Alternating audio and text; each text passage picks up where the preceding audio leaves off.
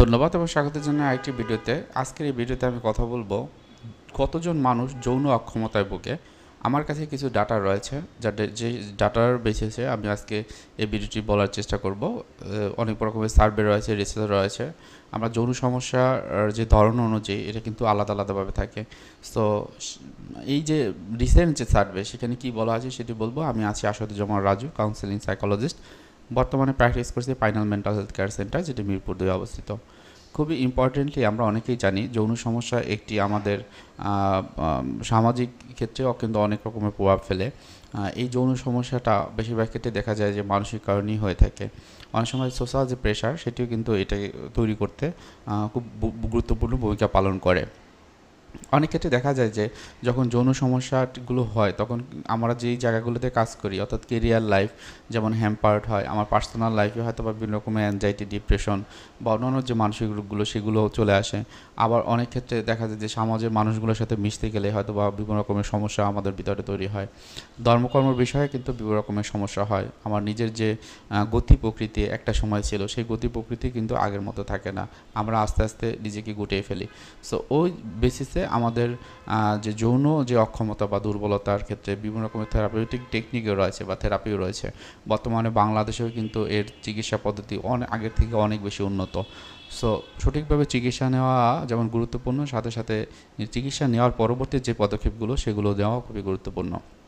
তো আজকের ভিডিওতে মূলত আমি কথা বলবো কারা হচ্ছে যে মানে মেন এবং ওমেনের ভিতরে যে একটা পার্থক্য, যে কতজন মানুষ এই যে সেক্সুয়াল যে ডিসফাংশন বা সেক্সের যে সমস্যা বা অক্ষমতা হয়, এবং সাথে সাথে পুরুষদের ক্ষেত্রে কীরকম অক্ষমতা হয়। এবং আরেকটি রিসার্চের কথা আমি বলবো, যেখানে হচ্ছে যে এটা বাংলাদেশেই করা হয়েছে, national institute of mental health centre, যেটা হলো শ্যামলীতে অবস্থিত। সো ওই জায়গাটাতে আসলে কি রিসার্চে পেয়েছে সেটি বলবো। তো প্রথমেই যে জিনিসটা আমি বলতে চাই সেটা হলো যে national health and social life survey, যেটি হচ্ছে ইউএসের একটা সার্ভে, যেখানে বলা হয়েছে যে তারা হচ্ছে যে 1749 জন ওমেনদের নিয়ে একটা সার্ভে করে এবং সাথে সাথে 1410 জন মেনদের নিয়ে। তো এদের বয়স ছিল 18 থেকে 59 বছর, যেখানে সার্ভেতে তারা দেখিয়েছে যে সেক্সুয়াল ডিসফ্যাকশনগুলো বেশি হয় হলো মেয়েদের ক্ষেত্রে এবং ছেলেদের ক্ষেত্রে কম হয়। মেয়েদের ক্ষেত্রে 43% হচ্ছে যে সেক্সুয়াল যে প্রবলেমটা সেটা হয়, 43%, এবং ছেলেদের ক্ষেত্রে 31% হয়।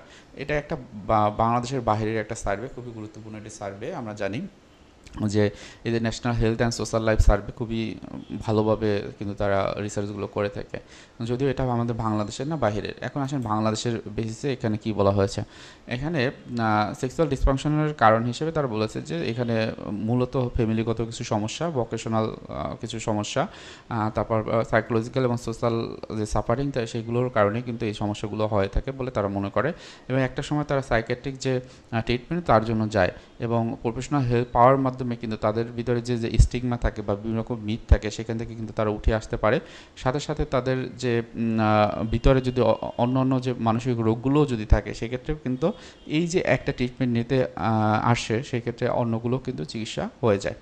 সো এখানে এটা হচ্ছে যে একটা ক্রস সেকশনাল অ্যানালাইসিস, যেখানে হচ্ছে যে বলা হয়েছে যে 2019 সাল থেকে 2020 সাল পর্যন্ত, 2019 সালের অক্টোবর থেকে 2020 সালের সেপ্টেম্বর পর্যন্ত তারা যে সার্ভেটা করে, সেখানে ফেস টু ফেস ইন্টারভিউর মাধ্যমে একটা সেমি স্ট্রাকচার কোশ্চেনিয়ার তারা ফলো করেছিল, এবং সেখানে দেখেছিল যে যারা হচ্ছে যে সেক্সুয়াল প্রবলেমগুলো নিয়ে আসে, মানে সেক্সুয়াল প্রবলেমগুলো থাকে, সেখানে ইরেকটাল ডিসফাংশন থাকে হলো যে 31%, এবং প্রিমেচুয়ার ইজিকুলেশন 25%, দাঁত সিনড্রোম থাকে 18%, and erectile dysfunction with premature ejaculation থাকে 17%। অর্থাৎ আমরা যদি এখানে দেখি যে ইরেকটাল ডিসফাংশন এটা কিন্তু 31% এবং প্রিমেচার ইজাকুলেশন 25%, কিন্তু এটা আলাদা আলাদাভাবে এরকম হলেও তারা যখন একত্রে হয়, যে কারো হয়তো বা লিঙ্গ দাঁড়ায় না, অথবা কারো হয়তো দাঁড়ানোর পর যখন সে অ্যাক্টিভিটিগুলো করে 1 মিনিটের ভিতরে তার বীর্য বের হয়ে যায়। সো এই যে দুটো জিনিসই যাদের ভিতরে থাকে তাদের হলো 17%, এবং যাদের একদম লিঙ্গ দাঁড়ায়ই না তাদের কিন্তু 31%, এবং যাদের দাঁড়ালেও 1 মিনিটের ভিতরে তাদের সেক্সুয়াল যে ফুলফিলমেন্টটা সেটা হয়ে যায় তাদের কিন্তু হচ্ছে 25%। সো গুরুত্বপূর্ণ একটি হলো রিসার্চের কথা আমি বললাম, যেটি হচ্ছে যে আসলেই অ্যাপ্রিসিয়েটেবল, এর মাধ্যমে আমরা অনেক ইনফরমেশন পাই। এবং এই যে রিসার্চটি এটা কিন্তু আর্কাইভে রয়েছে, NIMS 2022-এর একটা আর্কাইভে, এবং সেখানে কিন্তু তারা এই বিষয়টি নিয়ে রিসার্চ করেছে, অনেক কিছু ফাইন্ডিং নিয়ে আসছে। সো আমি বলবো যে আসলে যারা হচ্ছে যে সেক্সুয়াল যে ইস্যুগুলো নিয়ে ট্রিটমেন্ট নিতে চায় তারা কিন্তু বাংলাদেশে খুব ভালো ট্রিটমেন্ট নিতে পারে, এবং সেক্ষেত্রে সাইকাটিস্ট এবং সাইকোলজিস্ট যারা রয়েছে, যারা এই বিষয়ে প্রফেশনাল এবং আলাদাভাবে সেক্স থেরাপিতে তাদের ট্রেনিং রয়েছে, তারা কিন্তু আপনাদেরকে হেল্প করতে পারে। তো সবাই ভালো থাকবেন, সুস্থ থাকবেন। কারো কোনো প্রশ্ন থাকলে প্রশ্ন করতে পারেন, আমার ইউটিউব চ্যানেলটি সাবস্ক্রাইব করে রাখবেন। আজকে এই পর্যন্ত থাকছে। সালামু আলাইকুম।